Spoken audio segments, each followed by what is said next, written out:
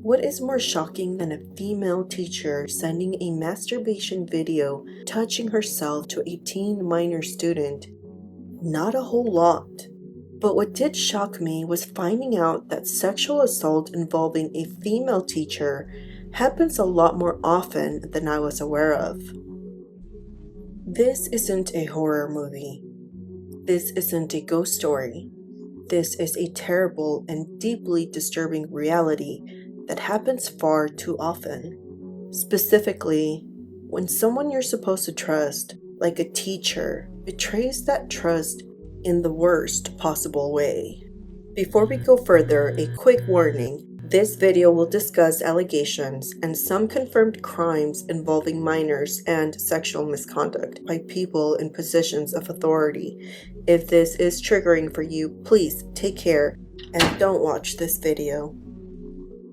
Now, let's dive into some of the disturbing cases that has gripped communities across the country. When we hear about a teacher grooming a student, we usually think of men, mainly because men are the largest group reported in sexual assault cases. According to statistics, 1 out of 6 American women has been the victim of an attempted or completed rape in her lifetime, a huge difference in comparison to that of men. 1 out of 33 American men have experienced attempted or completed rape, but we must keep in mind how many of these cases go unreported. In 2023 alone, 6 female educators were arrested for sexual misconduct, all within just 2 days. 2 days. This isn't fiction. It's happening in our schools, our neighborhoods, maybe even your own town. Christina Formella, a young, self-proclaimed good-looking woman, recently married her college sweetheart in 2024, Michael Formella, a man from a wealthy Italian-American family in Chicago. Michael and his family run a successful Italian food manufacturing business. Their life seemed picture perfect until it wasn't. Because behind that polished image was an alleged predator who used her position as a special education teacher and soccer coach to groom and sexually abuse a minor. A trusted educator, a mentor, a coach. On March 16th, Christina was taken into custody after a traffic stop. Michael Formella was with her when she was arrested. Hey, how you doing? Hi. Officer Guzman with Downers Grove. Do you have your license on you? Yes. Can I? Yeah, I'm gonna explain. I'm sure you're confused. I'll explain everything to you. Double doors. You're Christina? Yes. Okay, Christina, do me a favor. Can you step out of the car for me? I know you're confused. I'll explain everything to you. You don't have anything on you? You can just grab whatever you need. Whatever I need. Yeah, whatever you need. Like your phone, your purse, go ahead and grab it. Is she going somewhere? Or? Yeah, we're gonna explain everything to you guys. Go ahead and grab it. We're not going anywhere right now. Of course, yeah. I don't understand what's going on here. I get it, yeah. You can go grab your things. Can he come with me? Yes. You stay there for right now, sir. Just stay there, but yes, you can. But come on back here. Should I shut the car off? Oh, yeah. Go ahead. Goes off. Okay. It's right back over here.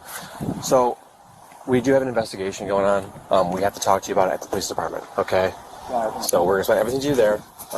It's not my investigation. I don't know the full details. We do have to bring you there, though, okay? So I do have to put you in handcuffs and bring you to the police department. Just a Downers Grove. Handcuffs? Yes, unfortunately, yes. I'm willing to go with you. I get it, yeah. Unfortunately, we have to do it that way. So do me a favor. We just take this off. Can I ask you Of course, yeah. It's not, like I said, it's not my investigation. Obviously, we're here for a reason. So go ahead and turn around for me.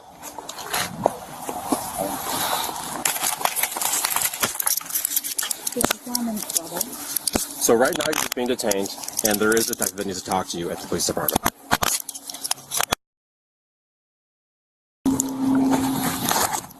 So we'll let your husband know. He can just come to the police department as well if he wants to wait for you there. I'm I get it. You have a lot of questions. So scared. Yeah, everything's okay. We just need to talk to you at the police department. That's all. Nothing else on your pocket right now? Anything else? Just my phone. Just your phone? Here. Okay. Okay. All right, we're going to sit in the back of this car. On the other side, once you get to the police department, you'll talk to the detective and he'll explain everything to you. But you can't even give me like an idea At the moment, what this is about? Other than that it's an investigation, that's all I can really tell you right now. I'm sorry. I wish I could tell you more. Excuse me, is my husband coming with? Yeah. He's taking his phone number down. We're staying in touch with him. We're just going to Downers Grove, so 10 minutes away. No, I know, but I really would prefer that my husband's with me. Of course.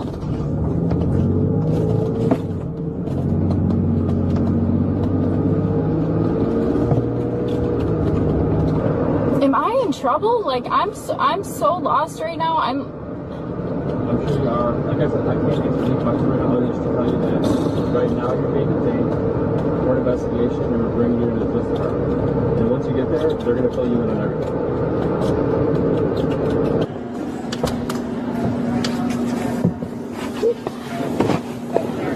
I'm just going to put your seatbelts on, unless they're able to reach it down there.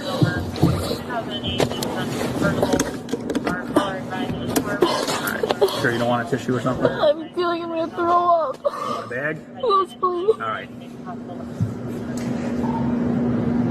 Shauna, can you grab which bag out of there? Possibly a drunk driver. No complaints behind us. Hey, can you get like a bag just in case she gets nauseous? Yeah. I don't know, do we have any of those emesis bags like laying around the spot? I figure something better than nothing.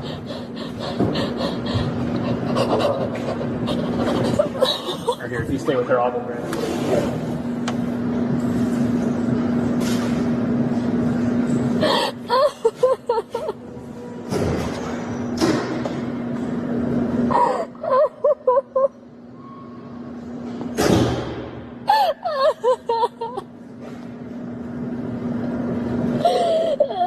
Oh my God.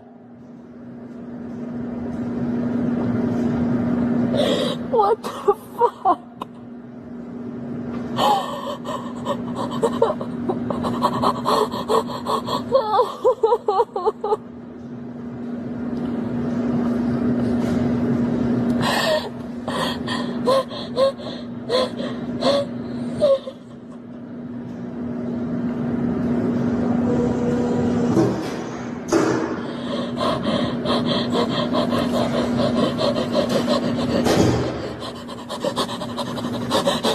Just kind of put it on the floor here, alright? Okay.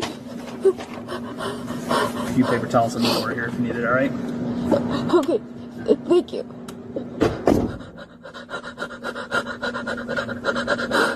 Yeah, I'm good. Yeah. Christina appeared in court on March 17th and denied the sexual allegations which allegedly had taken place 2 years earlier. She said everybody comes after her because she is good looking and she is just a good person who cared too much about the victim. The judge allowed her to be released as she awaited trial, required to wear a GPS monitor that prohibits her from coming within 5,000 feet from the alleged victim's home, school, or workplace.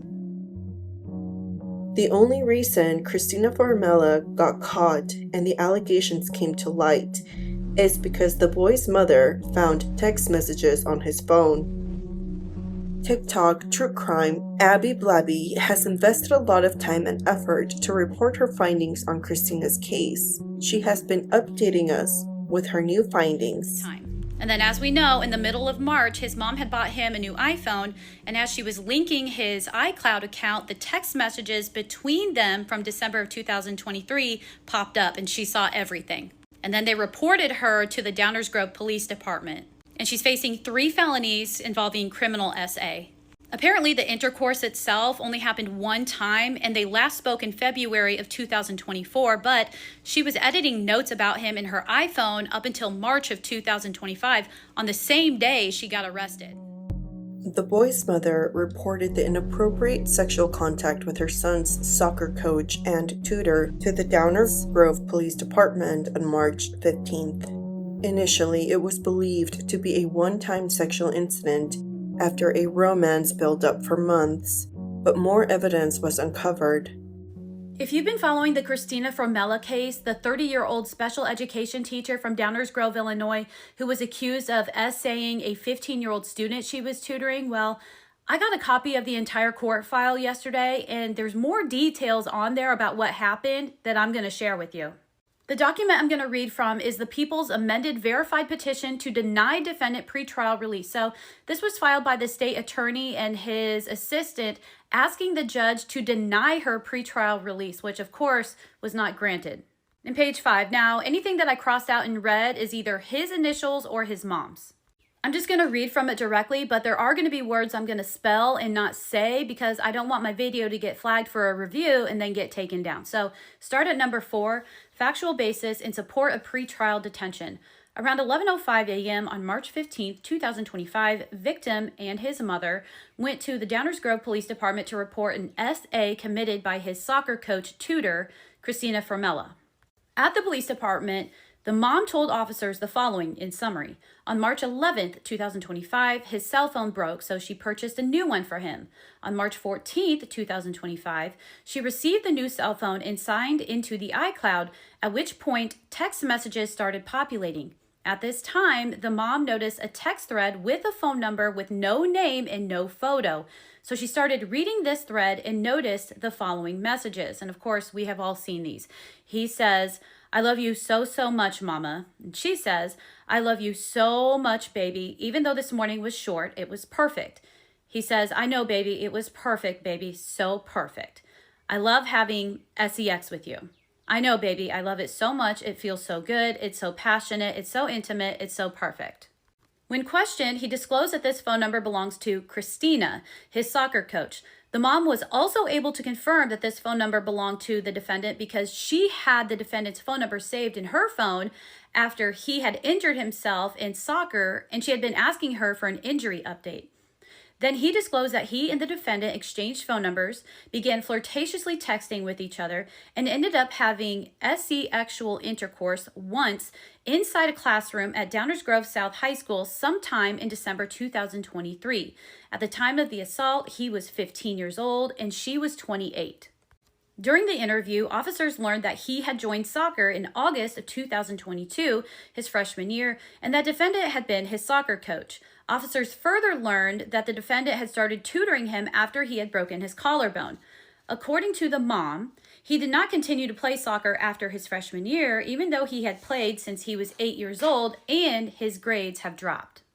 Later that day, DuPage County Children's Advocacy Center investigator Fensel conducted a forensic interview with him. During this forensic interview, he confirmed that the defendant had been his freshman soccer coach and that she had started tutoring him after he had broken his collarbone, freshman year and again sophomore year. He said that he and the defendant had begun messaging each other through a school platform and that she had given him her phone number so that they could play the 8-ball pool game on iMessage. When asked, he said that they had started talking a year and a half ago. He said that one time the defendant had FaceTimed with him while she was in Arizona. According to him, he and the defendant had developed feelings for each other.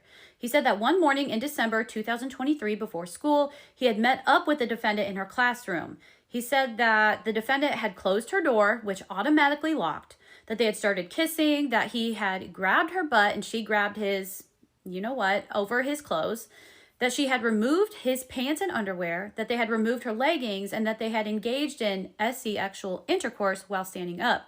He said that he was wearing a condom that he had finished, and that he had subsequently flushed it down the toilet so that it was not in the classroom garbage. The victim said that the defendant had told him that she liked it. According to him, he had last spoken with the defendant in February 2024, and they had both acknowledged that it was wrong. According to him, he and the defendant had intercourse one time only. He confirmed that it happened when he was 15 years old, and he believed she was 26 or 27, but in actuality, she was 28. Okay, moving on to page 7. Afterwards, detectives interviewed defendant who adamantly denied having sex with him. According to the defendant, everybody comes after her because she is good looking and she is just a good person who cared too much about him. In the same breath, she admitted that she knew her relationship was wrong, but she was unable to stop it because she cares about him too much. When confronted with the text messages found on his phone, she claimed that one day he had grabbed her phone unattended, had entered her passcode, which he allegedly knew because he had seen her type it into her phone one day, had sent the message to his phone, then had deleted the message from her phone and had saved it to his phone as blackmail.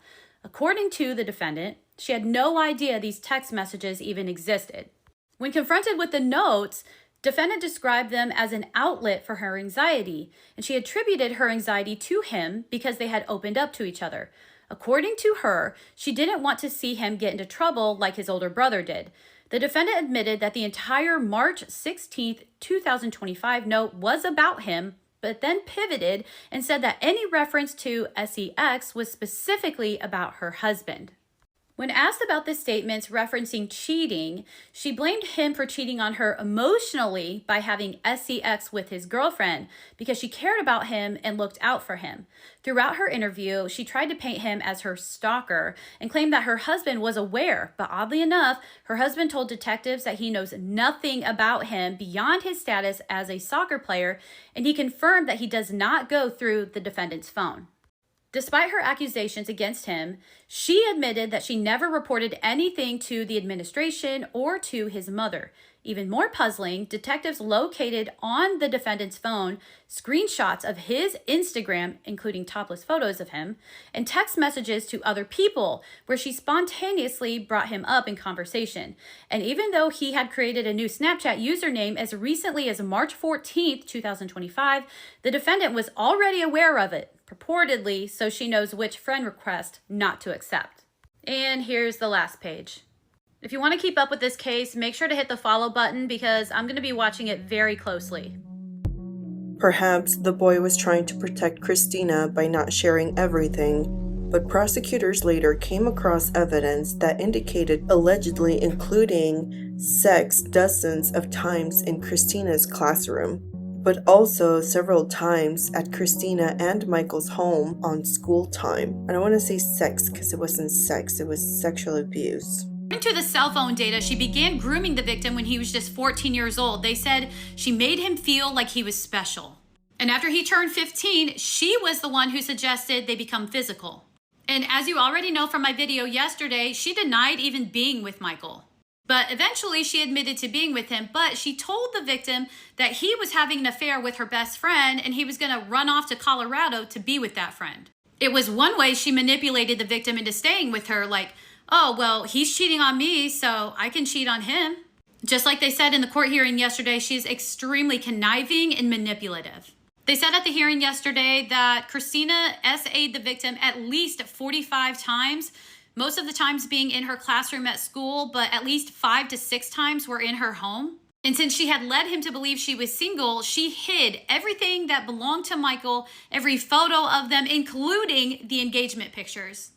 After she finally admitted to the victim that she was with him and had gotten engaged, she told him that Michael apparently has information on her that could send her to jail, so she had to accept the proposal. Again, manipulation and lies. She even told him that she was going to go through with the wedding, get millions from the family, and then they would be together after he graduated high school. Oh, and as I said in my videos yesterday, she was texting him while she was in Italy getting married. And I want to circle back to the memoir they found in the notes section of her iPhone, up there where she says, I went back and screenshotted every single time that I said we should break up until after the wedding and after you graduated. Now we know what her plan was. She also told the victim that she wanted to have kids with him, and if for some reason he was unable to do that, she would just get a sperm donor because it's either him or nobody. Another thing is that when police first spoke to the victim, he described a tattoo that Christina has on her body, and the police said that they didn't see any kind of tattoo like that, but come to find out, she has the tattoo. And everything he told them has been corroborated with the text messages. She had complete control over this boy and made up numerous stories along the way to make sure he wouldn't leave her. And when she couldn't physically SA him, she dropped little reminders like photos and videos. One video was of her master while saying his name. And she even requested that he send photos and videos like that back to her. They found text messages between Christina and the victim from November of 2023, where she discusses a neighbor of hers apparently getting in trouble for doing the same thing, SAing a high school student. and how she's scared she's going to get caught. But honestly, I don't believe any of that. I think it was just more manipulation.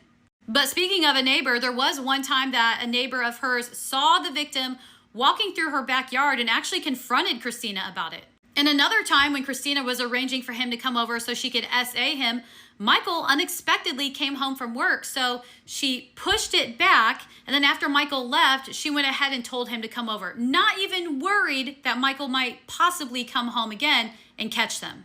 She knew the risks. She knew exactly what she was doing. She just didn't care.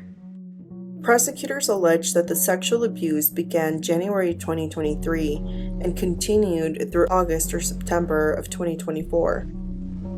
A diary found on Christina's phone suggesting Christina was obsessive and controlling. She weirdly made it seem like she was the victim in her relationship with the boy, blaming him for ruining them and somehow making it seem like the relationship started even though she had warned him that they should have never started dating, continuing to place the blame and decision-making of their relationship on him, the teenage boy.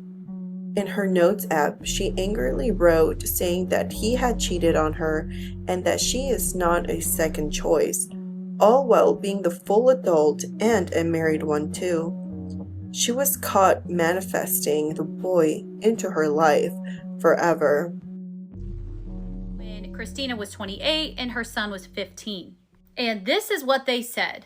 "I love you so much, Mama. I love you so much, baby. Even though this morning was short, it was perfect. I know, baby, it was perfect, baby. So perfect. I love having with you. I know, baby, I love it so much. It feels so good. It's so passionate. It's so intimate. It's so perfect." Now, at first, the mother didn't know who the conversation was with because it was an unsaved number, but she asked him and he told her it was between him and Christina. He then clarified who it was, and the mom realized she had that number saved in her phone from when she coached her son in soccer. So the victim told his mother everything, and they decided to go together to report it to the police. And then 2 days later, on March 16th, as she's turning into her driveway with her husband, Michael, the police pull up behind her and ask her to get out. They tell her that she needs to come with them and go down to the station because they have some questions to ask her. And she acts completely clueless. She's like, "What is going on? What's this about? Can my husband come down with me?" So you can see in the top picture, that's when she first gets out of the car. This is when she's in the back of their squad car trying to figure out what's going on. And this one right here is after she has spoke with them and she realizes she's been busted. She was arrested that day and received 3 charges. And these are it right here. Criminal SA on a victim between 13 and 17, aggravated criminal SA with a victim under 18, and aggravated criminal SA person 5 years older than the victim. And I want to remind all of you that she had just gotten married in June of the year before, so she was technically still a newlywed. Now, I'm not going to go over all of it, but while the police were doing their investigation, they found a memoir she had written in the notes section of her iPhone that pretty much lays it all out. I'll read just a part of it. "All I was to you was somebody to F. I'm not upset. I'm not mad. I'm not any of that. I've just lost interest. I went back and screenshotted every single time I said we should break up until after the wedding and after you graduated. And every single effing time you came back and convinced me it would be fine. I initiated every single breakup only for you to end things saying you couldn't get over it. You ruined us. I warned you we should have never started dating a long effing time ago. And you gaslit me and convinced me it was fine every single time.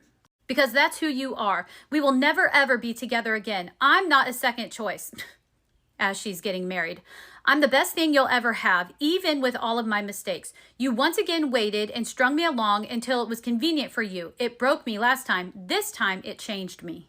I have the rest of that in previous videos and on my Facebook. It's just too much. She even manifested being with that boy. She was like, "We will be in each other's lives." It was just absolutely insane.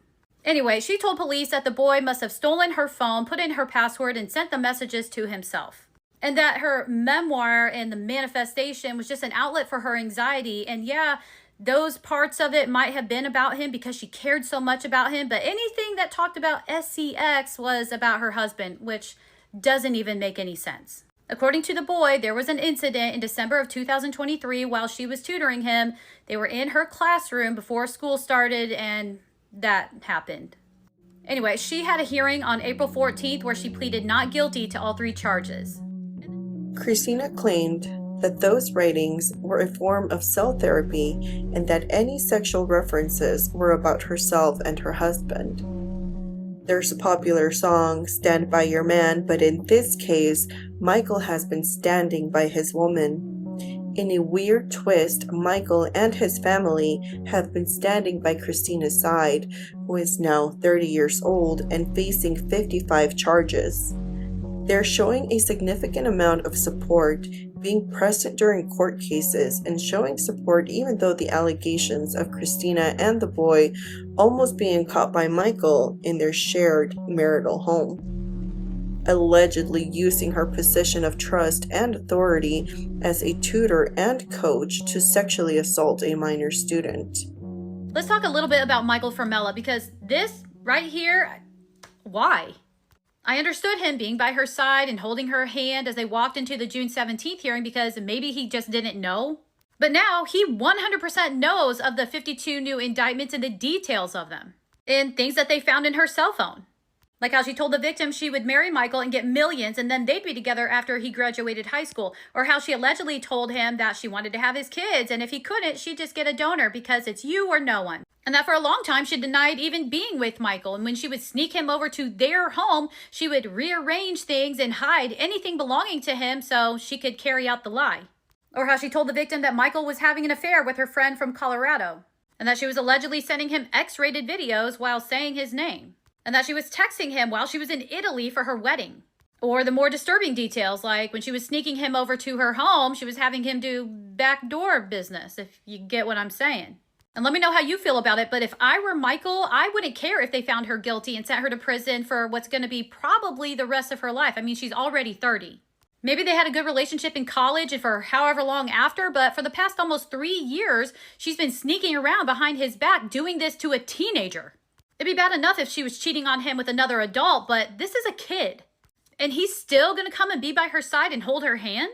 I felt really bad for Michael and was trying to advocate for him and his family, but the fact that they're still supporting her, I don't know, it makes me think twice.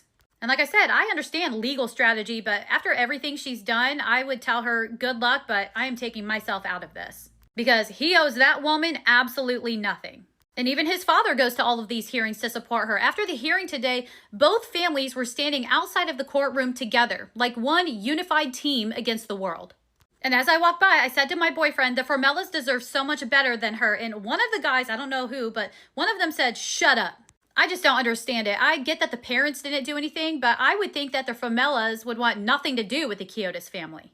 Like, hey, your daughter did this to my son, so F all of you. On a different note, look how tense she is. Here's another one. I mean, look at her neck. And these wide, baggy pants, like, did she buy those to hide the ankle monitor? I don't get it at all. What do you guys think about this? I just want to jump inside of Michael's head and ask what the hell he is thinking. Okay, you guys, I am at the DuPage County Courthouse in Illinois today to attend the hearing for Christina Formella. As you can see, Michael is beside her, holding her hand, just like he was the last time.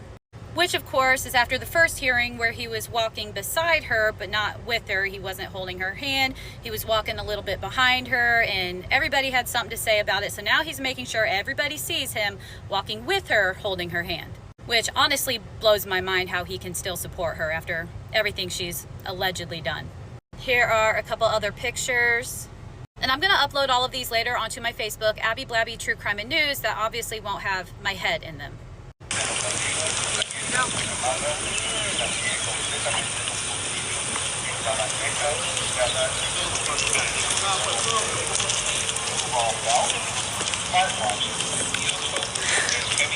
Christina, you ran the Formella name down into the ground. Manifesting being with a child? Do you even feel bad?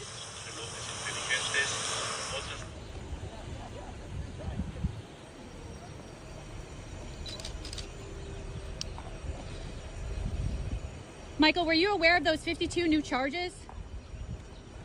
How do you feel?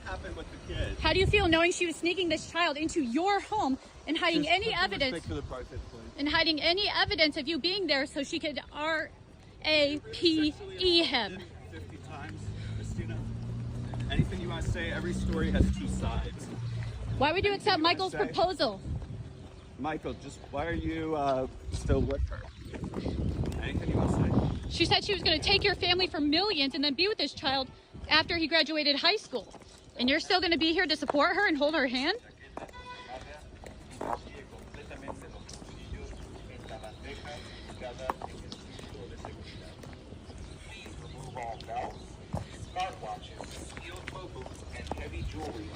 Christina, why did you tell a child that if he couldn't get you pregnant, you would get a sperm donor? Because it was him or nobody. While you're married.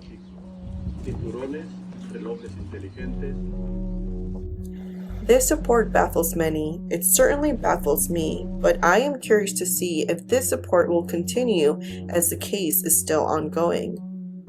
On her recent scheduled court date, Christina's legal team requested to decrease the buffer zone between the married teacher and the teenage boy she is accused of sexually assaulting 50 times. Christina has been living with her parents at their home on a golf course since mid-July when her charges were upgraded and she was given an ankle monitor that prevents her from getting too close from her alleged victim. A monitor that she hides well with wide-legged pants. Since her home with husband, Michael Formella, is within the court order buffer zone of 5,000 feet, Christina's attorney requested a decrease of the buffer zone from 5,000 to 2,500 feet because the alleged victim works a mile from her home and is in the larger buffer zone. The judge denied the request. The case is still ongoing, and I really hope justice is served. No parent should worry about the safety of their child during school. There are no two sides to every story when it involves a person in power and authority over a teen minor, over a child. A teenager cannot manipulate a full-grown adult into sexual encounters because the adult is the one who is supposed to have a fully developed brain, especially at the age of 28.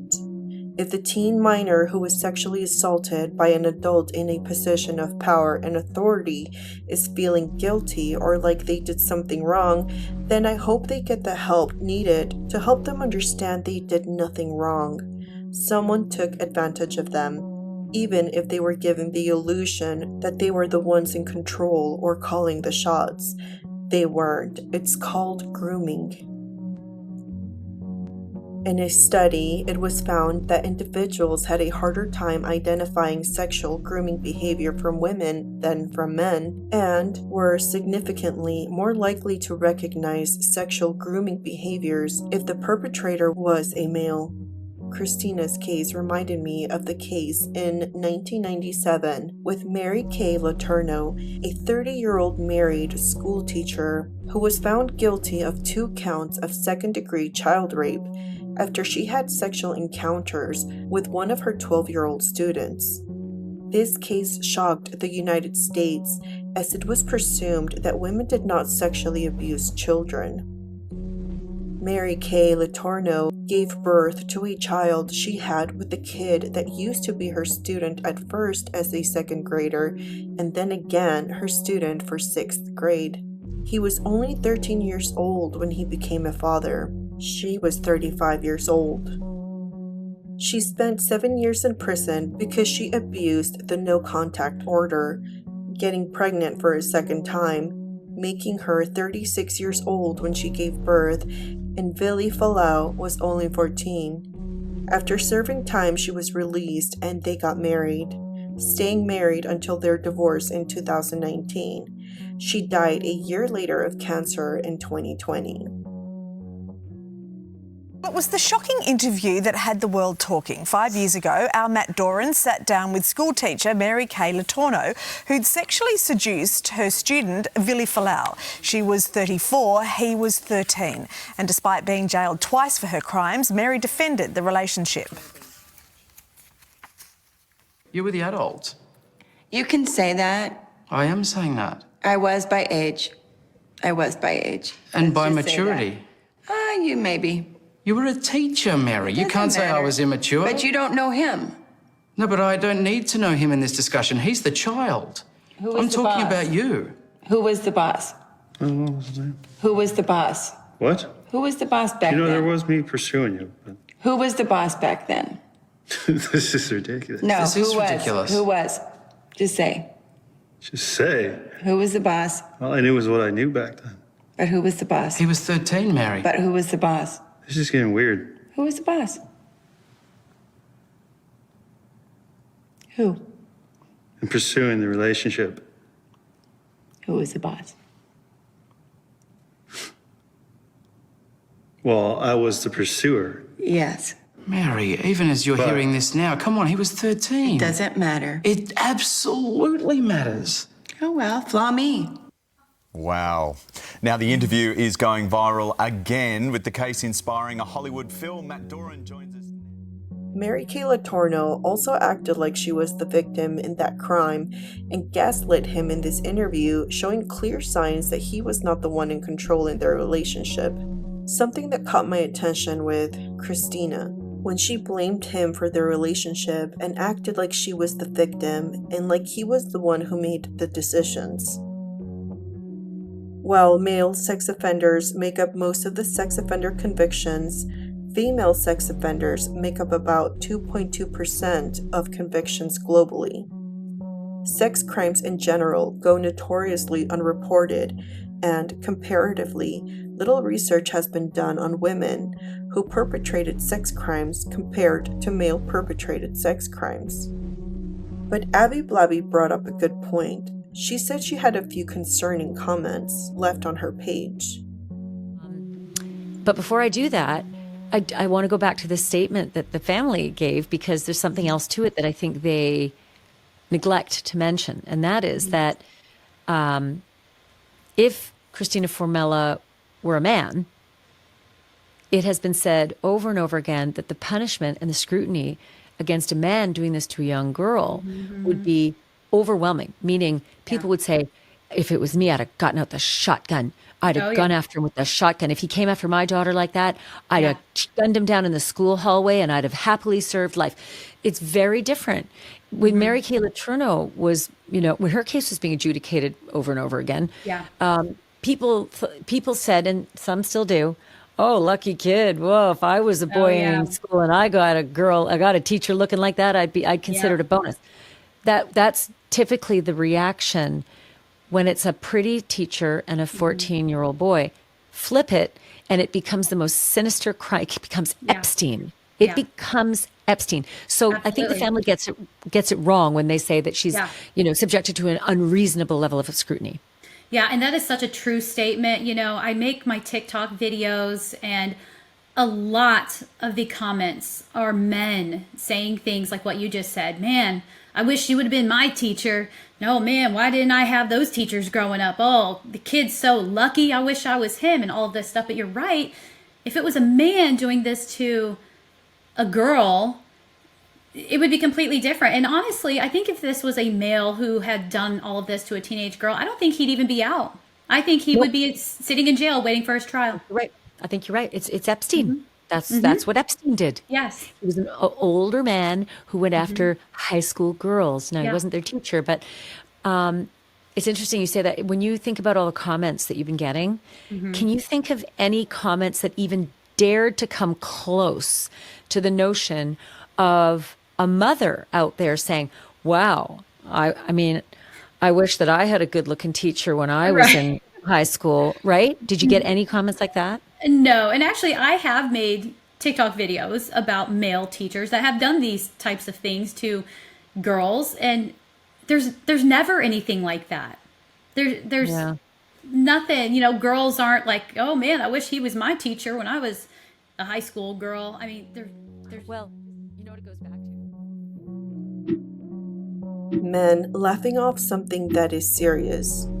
This type of mentality makes me believe that the number of female sex offenders is far larger than we know, as the amount of just female teachers in the news for sexually assaulting their students just keeps growing and growing.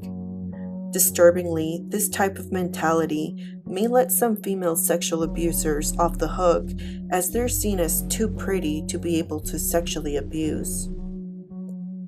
Like in the case with Debra Lafave, who was a special education middle school teacher when she sexually abused a 14-year-old male student in 2004. She was 23 at the time and also married. Debra Lafave, under arrest in Temple Terrace, Florida, for lewd and lascivious battery. Legalese that translates this way: a 23-year-old teacher having sex with a 14-year-old student, a felony with a maximum sentence of 15 years in prison. Did the world crumble at that moment? No. You're still in this state of... I was mad at the fact that they wouldn't let me get my purse out of the car. In fact, I was just so arrogant, just so... God, I shouldn't be back here. I didn't do anything wrong. Exactly. But Debra soon began to grasp the trouble she was in. During their investigation, police had asked the boy questions to prove that Debra was his sex partner. He described her tattoos, her tan lines, and another, even more intimate detail. Now, the police needed photos to verify his descriptions. They put me in stirrups like you would for... A gynecological exam. Exactly. And I can remember just shaking and trying as hard as I could to clench my legs together to keep them shut. And in fact, the nurse said, because I was crying, and she said, "Honey, were you raped?" And I wanted to look at her and say, "Yeah, I've been raped. I was raped when I was 13, I'm being raped right now." Forcing my legs apart and doing that, it was complete violation. They could have It's had... evidence, Debbie. But you do... Those pictures never reached the public domain, but her old modeling shots did. Within days of her arrest, Debra Lafave became one of the most Googled people on the planet, and not everyone thought she was a criminal. There are some people out there who say this is every 14-year-old boy's fantasy. Did you hear that? Yeah, I just think it's stupid. I can't even think of any other word to describe it. I think it's ridiculous. Soon, authorities in Ocala, where the boy's cousin lived, filed another set of charges for the sex acts that took place there.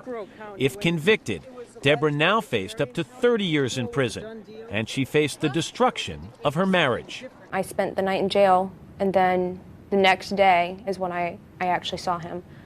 So he knew. What did he say to you? Right away, he was just very angry, and I can remember bawling my eyes out. When he was walking out the door, I think I literally grabbed onto his leg and squeezed, and he was dragging me on the floor because I just didn't want him to leave. You knew at that moment your marriage was over? I knew it by his, the way that he reacted to it. Do you know your career was over? Well, they told me, so yeah. Debra, the English major, wrote a poem about her predicament. Her restless heart beats abstractly in circles. And it seemed like it would take a miracle to keep her out of prison. The facts in the case were overwhelmingly against her. Debra's attorney, John Fitzgibbons, planned a novel defense. Here we have a woman that by every societal standard can get a date, can get a man. Yet she destroyed her career, destroyed her marriage. I believe the only logical reason why Debra Lafave did what she did was because of her mental illness. According to 3 psychiatrists hired by the defense, Debra has bipolar disorder. I don't want to blur the lines between doing something as heinous as what I did and being bipolar. But yes, symptoms of bipolar definitely contributed to my mind frame. Did you know what you were doing was wrong? At the time, I don't think I did. Obviously not, because I wouldn't have done it. But in his sworn statement to investigators, the 14-year-old said she told him something quite different. Didn't you say that one of the things that turns me on is knowing that I'm not supposed to be having sex with you? You know what?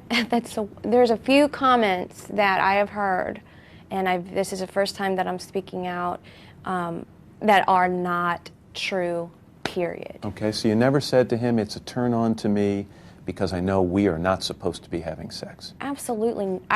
No way. I never, ever, ever said that. Debra Lafave, blonde, beautiful, bipolar. Would her explanation be enough to keep her out of prison? Debra was arrested at the home of the middle school student who was 14 at the time of the sexual assault and she was 23. She had sexually assaulted the 14-year-old in her apartment, her SUV, and her classroom. The kid wasn't even her student. She met him through her friend that coached the football team. It's there that Debra said he would say hi. They got to know each other better when she chaperoned a field trip to SeaWorld, a trip Debra's husband also attended. Debra places blame on the 14-year-old middle school kid, saying he was flirtatious with her, and during that time of her life, she didn't feel like an adult. Debra began to drive the middle school kid to and from his basketball games, and in one of these rides, she told him she couldn't stop thinking about him. Shortly after that, Debra invited the kid to her classroom where she kissed him. She told investigators that the kid had lifted her shirt, revealing her breast to his friend. The kid told investigators a different story. He said he jokingly asked Debra to flash him, and she did. A week or so after summer started, while her husband was at work, she would drive 100 miles to pick up the 14-year-old kid and his cousin at his cousin's house and drove him and his 15-year-old cousin back to her apartment where she ordered pizza and a movie. His 15-year-old cousin stayed downstairs to watch the movie while she took the 14-year-old upstairs to her bedroom where she performed oral sexual assault. Debra's husband at the time thought she was having an affair with a coworker, a concern he had brought up to Debra's mother. 10 days after the oral sexual assault, Debra invited the 14-year-old kid to clean up her classroom where she sexually assaulted him. The next day, she drove the kid 100 miles to his 15-year-old cousin's house to pick him up. Debra then gave the cousin the car keys and sexually assaulted the 14-year-old in the back seat. 2 days later, Debra and the 14-year-old kid drove to the cousin's house again and went to a park where Debra again sexually assaulted the 14-year-old kid in the back of her SUV. Afterwards, she took the kids out for smoothies and shopping. Security cameras caught her in a short sundress accompanied by the kids while purchasing a gift for her husband. The mother of the 15-year-old cousin was informed by one of her friends that she had spotted her son with a teacher wearing a short dress.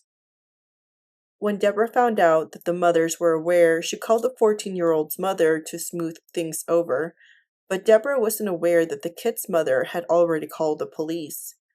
Cooperating with the police, the 14-year-old boy asked Debra to drive to his house. When she did, she was then arrested. 17-year-old female coworker that could land her behind bars for up to 15 years. The now 26-year-old Lafave made headlines 3 years ago for having sex with her 14-year-old male student. She pled guilty to lewd and lascivious behavior, was sentenced to 3 years house arrest, 7 years probation. Now we know her probation officer says Lafave and her 17-year-old coworker at a restaurant, quote, spoke about specific sexual acts with their boyfriends. And the young girl told the officer Lafave admitted, quote, they should not be talking.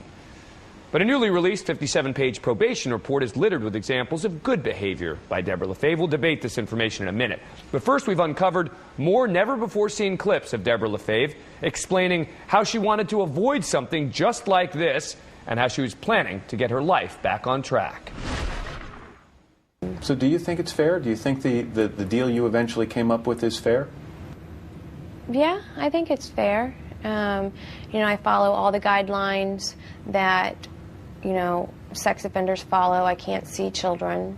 I have to stay 1,000 feet, or live rather 1,000 feet away from, churches, schools, which is, for obvious reasons, that's a good thing. Right. I follow those rules. I have that label, and if I was reckless and violating my house arrest and going to bars, and that's one thing, but I was a law-abiding citizen and I am again, and that's that. House arrest. I mean, a lot of people, Debbie, probably thought you should be in prison right now. Right. And instead you were under house arrest for 3 years, right? Mm-hmm. Describe that to me. I mean, I think a lot of people think, well, that's pretty nice. You get to be in your house, you know, and you got your TV and you got your food and the refrigerator. And so, what's house arrest like? It's more like I can definitely live without shopping and going out to the movies and socializing. Emotionally, it's very hard. You know, I'm allowed to go shopping for necessity only, usually once or twice a month. I have to go to a class for sex offenders and work. And that's pretty much it. You're allowed to go out in the yard. I mean, can you sunbathe? Can you do those things? Right. Yes. My parents actually put up a privacy fence, and it's pretty secluded. So yes, I'm able to go outside, do gardening, yard work, what have you. And part of the stipulations of your agreement that you made, you cannot go near schools. You can't really be near children within, I think, 1,000 feet, right? I work at a restaurant, so it's impossible for me to dodge every child that, you know, comes in the door. Give me a sense, Debbie, of what these 2 years have been like for you. Therapy and more therapy. A lot of my freedom has been taken away from me, but I have grown a lot, and I have received the proper medication to balance me chemically, and I'm happy for the first time in a really long time. So you're happy. I mean, you know, a lot of people would find that surprising. You're happy. You're under house arrest. You've got probation following that. As you mentioned, your freedom has been severely limited, and yet you say you're happy. Well, the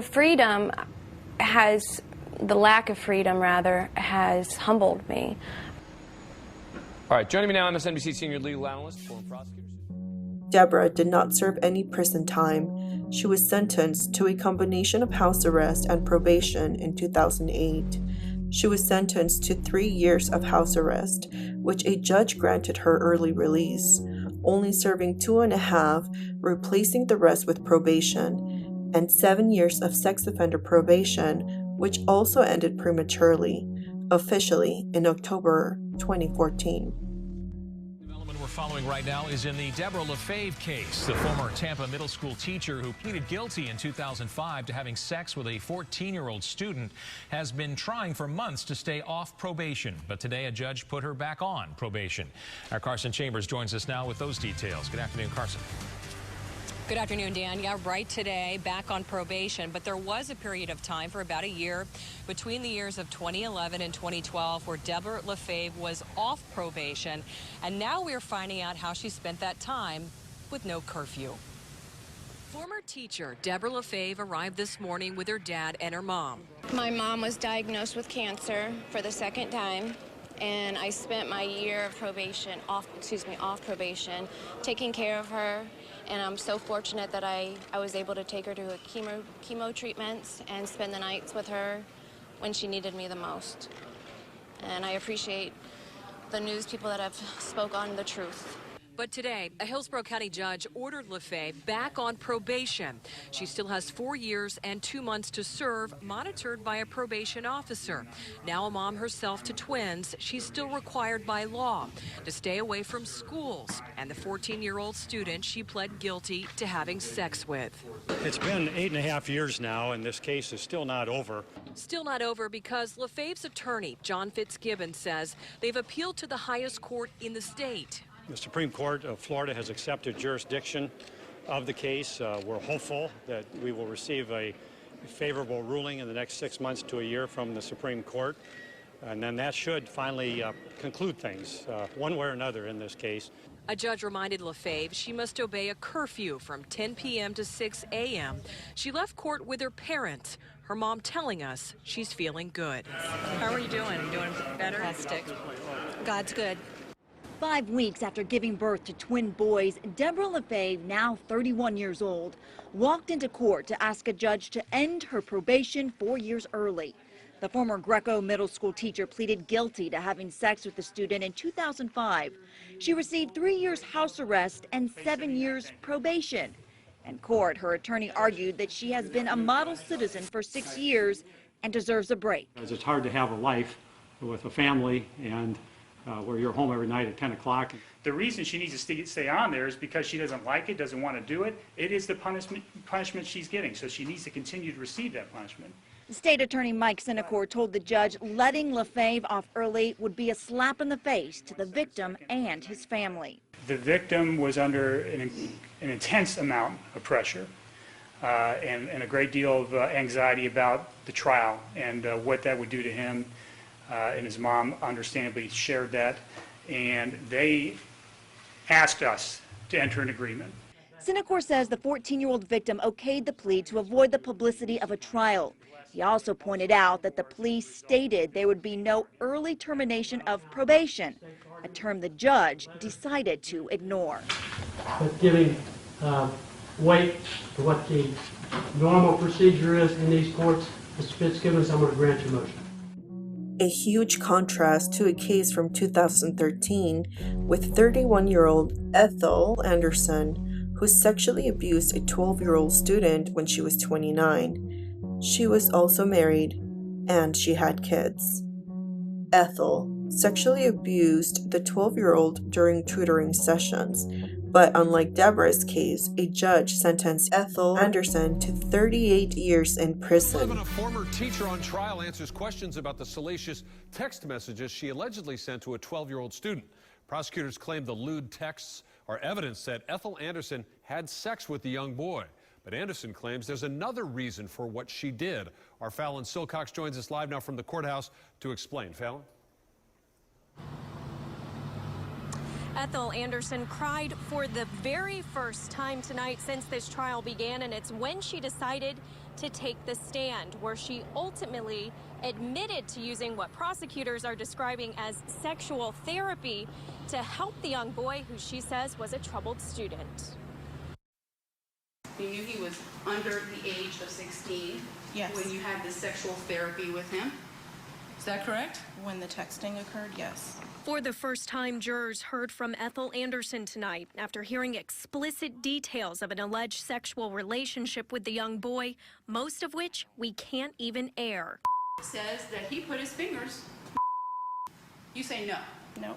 And while she admits to sending sexual text messages, Anderson says she never actually had sex or any sort of sexual contact with the young boy. She only wanted to help him become a better student. At the time, with him struggling with school and having behavioral issues and anger issues and acting out at home and not being able to connect with his family the way that he felt and the way his parents felt, that was my purpose, to gain his attention. And yes, I did it in an appropriate way. Anderson says the sexual texts were fantasy, but the discussions she had with the boy about his grades, God, and Christianity were all real. Part of fantasy, sexual therapy for a troubled youth. Correct. Again, matching. He's told the story this morning. This fantasy matches what he said happened to him. This fantasy does, yes. This coming after jurors heard from the boy who celebrated his 14th birthday here in this courtroom today, and hearing a recording deputies taped with a wiretap in which Anderson confesses to the boy's mother that she did have a sexual relationship with her son. Now it'll be up to jurors to decide what's fantasy and what's reality. You did sexual therapy for a troubled youth, right? That was my response to it. Nothing further. And that's how things wrapped up tonight, with jurors deciding to come back tomorrow morning for closing arguments. Anderson is facing over 100 years in prison if she's convicted. The defendant is guilty of lewd or lascivious battery engaged as charged. Guilty on 9 counts. Soon after the first count is read, a deputy handcuffs 31-year-old Ethel Anderson. The former Mango Elementary Teacher of the Year shows no emotion. Anderson is found guilty of having oral sex and other sexual contact with a 12-year-old boy she tutored on Saturdays at her Riverview home in 2011 and early last year, a home she shared with her husband and kids. We would make out and tongue kiss. The story is remarkable, like I told you in opening, because it's not true, because it didn't happen. During closing arguments, defense attorney Will Knight tells the jury the 12-year-old victim made up the story. Because he's angry, and we'll talk about that he's been told that he's failing and he's going to be a 13-year-old fifth grader, that right after that is when he makes the allegation. But in the end, prosecutor Rita Peters convinces jurors more than 230 explicit texts Anderson admits to sending the boy backs up his story. That was basically a diary of their relationship. That is evidence of the conduct. That is evidence of her crime. What better evidence than her own words? Anderson told jurors she sent the boy texts about porn and sexual acts to make him a better student. She called it sex therapy. That was my purpose, was to gain his attention. And yes, I did it in an appropriate way. Now, both the victim, who is now 14 years old, and his mother cried while the verdict was read. The victim's mother tells reporters she got justice for her son. Meanwhile, Anderson is being held at the Hillsborough County Jail. Her sentencing is set for November 5th. She faces a maximum of 135 years in jail. Each count carries a 15-year sentence. Once honored as Teacher of the Year, now must serve 38 years in a Florida state prison. You, Ms. Anderson, are a parent's worst nightmare. A jury convicted 31-year-old Ethel Anderson of 9 counts of molesting a 12-year-old boy. Anderson tutored him at her home. Our affiliate, Bay News 9, is reporting she said the sexting and touching were all part of a sexual therapy to help the boy deal with problems at school. Through sobs, she pleaded for mercy during her sentencing Monday. Despite what the court might see, I'm not a sexual predator. I don't present a threat to our society. I'm a mother. I'm not a monster. I truly wish that none of this had ever happened, because all I want is to go back to being Isabel's mom. This is not my life. I keep praying that God's plan in all this was to show me who and what I do have, so that I appreciate my life more, to show me that my life does have purpose. I shared all this with you, Judge, in the hope that there must be something that you can see in me. There must be something that shows that I'm worthy of mercy. But the judge says Anderson groomed that little boy after prosecutors showed 230 explicit texts between Anderson and this child. His mother also spoke to the court through a letter the prosecutor read. I know that the law will take care of you the way you need to be dealt with. There were many times during this trial I wish I could have gotten up from my seat to scream, yell, or slap you. I feel like I could tear you apart with my bare hands, but those who know me know that I would never do that. I do not know how somebody like you was allowed to be near children. You have turned me into a very angry and cynical mother. Anderson is married. She has a 6-year-old daughter. Her attorney plans to appeal the sentence. Abuse is abuse regardless of how the perpetrator looks, regardless of their beauty, even though beauty is subjective. The point is to keep our kids safe and hold these women accountable when they sexually abuse minors, regardless of their level of attractiveness. They should pay for their crimes just like everyone else.